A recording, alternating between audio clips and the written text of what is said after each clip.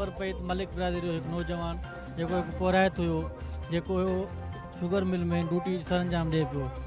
जीअं असांखे अचानक ख़बर पई असां वक़्ती तौर ते पुगासीं हिते ऐं जेके असां ॾिठीसीं त उहो हिकु मटाए ॿार वारो सलूक कनि पिया शुगर मिल वारा। माना कोई रिस्पॉन्स न आहे, कोई कंहिंखे एतिरो बि न कंहिंखे बीहण न ॾियनि पिया। पोइ जॾहिं हिते माण्हू गॾिजी विया मलिक बिरादरी जा ऐं उबाड़े शहर जा असां तमामु फुरता आहियूं जंहिं हिकिड़े सरदे जी पहुता। उन खां पोइ असां जीअं इन थियासीं त लाश अलाह माफ़ी ॾिसण में बि न हो। मतिलबु उन मूं कोई बि अहिड़ी उमेदु न रखी वञे कलाक वधीक रखियो वञे।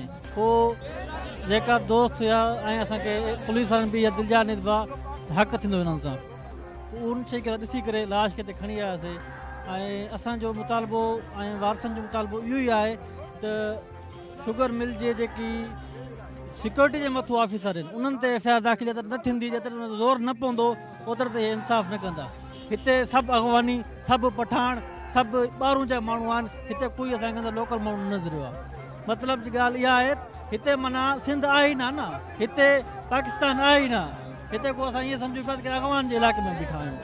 महिरबानी करे हिननि ते इंसाफ़ न थींदो असांजो कुल्लो कुल्ले में हिननि ते गॾु आहे ऐं असां हर जॻह ते हिननि ते गॾु आहियूं। परवेज़ अहमद मुंहिंजो नालो आहे, हे मुंहिंजो भाइटो हुयो मोहम्मद जुनेद, इन जे वालिद जो नालो हुयो मोहम्मद हनीफ़। इन जे वालिद बि मरूम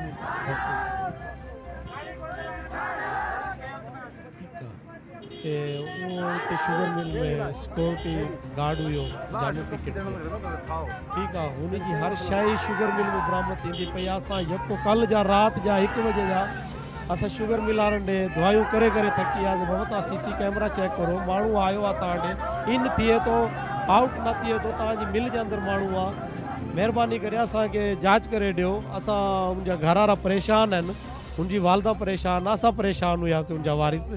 असां 1 बजे ते उते वेठा रहियासीं, असांखे को बि क़िस्म जो को बि रिस्पॉन्स न ॾिनो, कंहिं बि क़िस्म जो कॉपरेट न कयो हिननि।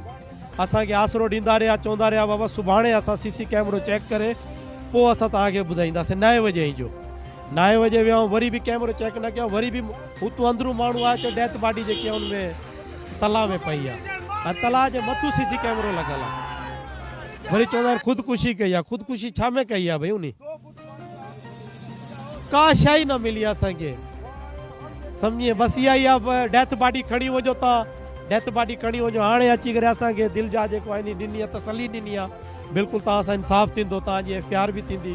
DSP साहब तव्हां डेथ बॉडी जेको आहे पंहिंजो पोस्टमार्टम करायो, पोस्टमार्टम खां पोइ जेको असां इन ते बिल्कुलु मिल वारनि ते जेको आहे FIR कंदासीं। मिल वारा असांखे खून क्लियर करे ॾियो। तमामु जेको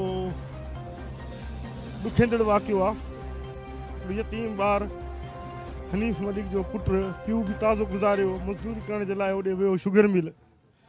कल 12 बजे उनजी ड्यूटी 4 बजे ख़तमु थींदी, 4 बजे घर जॾहिं मोटियो न आहे त मालिक उते विया मिल में, उते ॻोल्हियो, हुननि खे चयो CCTV कैमरा ॾेखारियो मिल वारनि खे, हुननि चयो सुबुह ॾेखारींदासीं।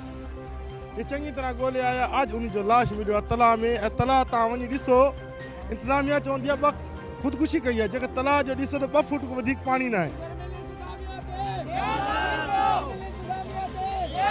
शुगर मिल इंतिज़ामिया हिते इन जेका न वॾो ज़ुल्म कयल आहे इलाइक़े सां। माण्हू पंहिंजा ॿार मज़दूरी जे लाइ मोकिलनि था, पर उतूं लाश अचनि था।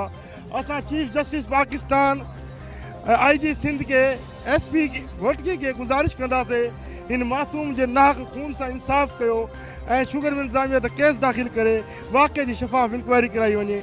असां इहो ई चाहियूं था कि उनजी माउ जे दिलि जी दुआयूं वठो। इंतिज़ामिया जी शुगर इंतिज़ामिया जी वॾी ज़्यादती आहे इलाइक़े जे माण्हू सां। हिते माण्हू हिकु न आहे, हर साल 2-3 माण्हू हितूं इलाइक़े जा माण्हू हिते क़तल थींदा आहिनि, जंहिंजी खे पैसा ॾेई केसनि खे ख़तमु करे छॾींदा आहिनि। हाणे SHO उते आयो, DSP आयो, हुन असांखे यकीन ॾियारी बयानी कराई आहे त तव्हांजे खून सां इंसाफ़ कयो। अगरि 24 कलाकनि में इंतिज़ामिया जे ख़िलाफ़ केस दाख़िल न कयो वियो, असां शहर बंदि करणु, इतिजाज करण जो हक़ महफ़ूज़ रखूं था ऐं पोइ शुगर मिल इंतिज़ामिया जो गेट बंदि करण जो बि हक़ महफ़ूज़ रखूं था। इन सभी कार्रवाई जी ज़िम्मेवारी पोइ इंतिज़ामिया ते हूंदी, छो ही वॾो ज़ुल्म थियो आहे। हिकिड़े मासूम ॿार जो लाश आयो आहे, हुन ते उते ज़्यादती करे हुनखे क़तल कयो वियो आहे। इन जी तव्हां इंक्वायरी कयो, पोस्टमार्टम रिपोर्ट थींदी, तव्हांखे सॼी खीर जो खीर ऐं पाणी जो पाणी ज़ाहिर थी वेंदो। मां अवैस मलिक ॻाल्हाईंदो पियो आहियां। जीअं त राति जो असां 9 बजे आयासीं हिते असांजो छोकिरो जुनैद मलिक जेको हिते ड्यूटी कंदो पंहिंजो राति जो आयासीं त हिते पुछणु बाबा जुनैद मलिक नाले सां को छोकिरो हिते ड्यूटी कंदो उहो आहे उन्हनि चयो उहो ड्यूटी ते आयो ई कोन्हे छो त हाणे सुबुह जो असांखे ख़बर पई त असांजो माण्हू हिते ई मुअल आहे हिते लाश पई आहे असांजे छोकिरे जी नौजवान जी हाणे सुबुह खां बीठा आहियूं असांजो हिते पंहिंजो मेन गेट ते को बि अञा का बि असांखे डिस्पेंसर को अहिड़ी का ॻाल्हि न मिली असांखे सुबुह खां असां हिते बीठा आहियूं अञा ताईं बि का ॻाल्हि न हिते DSP आयो पंहिंजो छोकिरो रिजीब अली सुपे जे नाले सां बीठो उनको अची पुछो त केरु थींदो उन चयो असां लोकल माण्हू हिते जा उबाड़े शहर जा अदा सुबुह जो जीअं ई असां निंड मां अखि खोली त फेसबुक जीअं ॾिठो त ईअं ई ख़बर पई असांजे इलाइक़े जो नौजवान आहे छोकिरो इन में शुगर मिल में हिकु नौकिरी कंदो आहे नौकिरी पेशा माण्हू आहे त उनजी लाश मिली आहे अंदरि मिल जे अंदरि असां सुबुह जो ई हिते पहुता आहियूं गेट ते 3 कलाक गुज़री विया आहिनि तक़रीबन हाणे टाइम थियो आहे मुंहिंजे ख़्याल में 1:30 थियो आहे 4-5 कलाक गुज़री विया आहिनि अञा ताईं का इंतिज़ामिया कोन आई हाणे जीअं ई हिते माण्हुनि जो थोरो रश वधणु शुरू थियो आहे त इहो DSP उबाड़ो मिठल खखराणी साहिबु आयो आहे त बदमाशी करणु लॻो आहे तव्हां छो बीठा आहियो हिते हुन मूंखां अची सुवाल कयो तूं केरु आहीं मां लोकल माण्हू आहे असांजे इलाइक़े जो नौजवान आहे उनजो लाश हिते मिलियो आहे असां उनखे वसूल करणु आया आहियूं मिल इंतिज़ामिया खां इन ते जेको आहे डंबरजी पियो आहे धमकियूं ॾिए थो पियो असांजो इहो मुतालबो आहे त इन वाक़े जी तहक़ीक़ कराई वञे मिल इंतिज़ामिया जो जेको हेड आहे मली उहो 4-5 जेको आहे अफ़गानी गॾु खणी घुमे थो पियो जेको आहे उनजी तहक़ीक़ात कई वञे मिल जे अंदरि CCTV कैमराऊं लॻल आहिनि SP खे घुरिजे त इन जो नालो असां SP साहिब जो तमामु वॾो ॿुधो आहे त असां ॾिसूं था त असांजे इलाइक़े जे नौजवान जी लाश जा इहो लाश जे क़ातिलनि जो जेको आहे कीअं पतो लॻाए थो